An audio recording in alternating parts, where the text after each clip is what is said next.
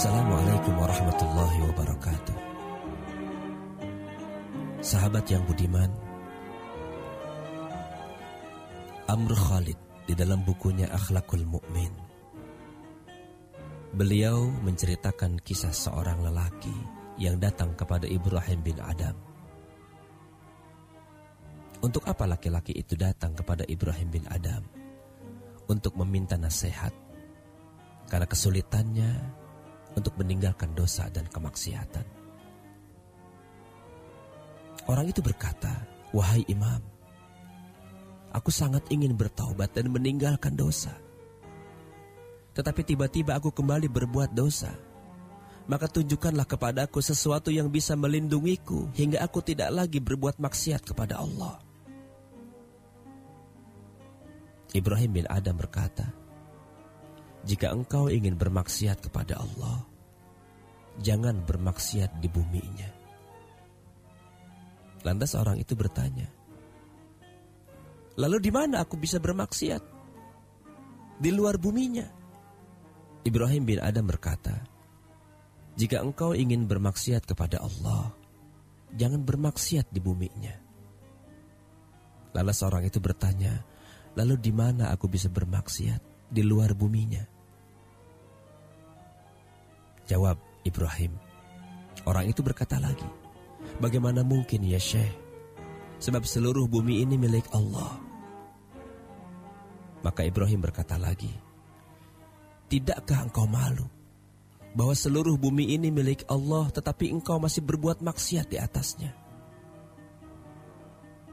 Jika engkau ingin berbuat maksiat, jangan memakan rezekinya." Lantas orang itu mengatakan, "Bagaimana aku bisa hidup?" Ibrahim berkata, "Tidakkah engkau malu memakan rezekinya sementara engkau bermaksiat kepadanya?"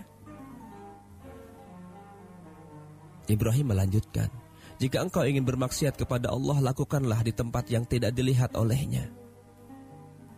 Orang itu menjawab, "Bagaimana mungkin sementara dia terus bersama kita di mana saja dia berada?" Ibrahim berkata, "Tidakkah engkau malu bermaksiat kepadanya sementara dia bersamamu dan dekat denganmu?" Lalu Ibrahim melanjutkan, "Jika engkau masih tetap ingin bermaksiat, maka apabila malaikat maut datang kepadamu untuk mengambil ruhmu, katakan padanya, 'Tunggu sampai aku bertaubat.'" Lantas orang itu berkata, "Bagaimana mungkin wahai Imam? Itu adalah mustahil." Ibrahim berkata, "Tidakkah engkau malu malaikat maut datang kepadamu dan mengambil ruhmu sementara engkau dalam kondisi bermaksiat kepada Allah?" Ibrahim melanjutkan, "Jika engkau tetap ingin bermaksiat, maka ketika para malaikat Zabadiyah yang menjaga neraka Jahannam datang untuk mengantarmu menuju neraka, katakan kepada mereka, 'Aku tidak akan pergi bersamamu.'" Orang itu menjawab, "Bagaimana mungkin wahai Imam?" Ibrahim akhirnya mengatakan, "Setelah itu semua, apakah engkau tidak malu kepada Allah?" Sahabat, atas apa yang telah dikisahkan tadi, masihkah kita mencari-cari alasan untuk tidak bersyukur kepada Allah? Masihkah kita menghabiskan waktu kita untuk bermaksiat kepada Allah? Masihkah kita gunakan nikmat dan karunia-Nya untuk justru mengerjakan sesuatu yang dilarang oleh Allah?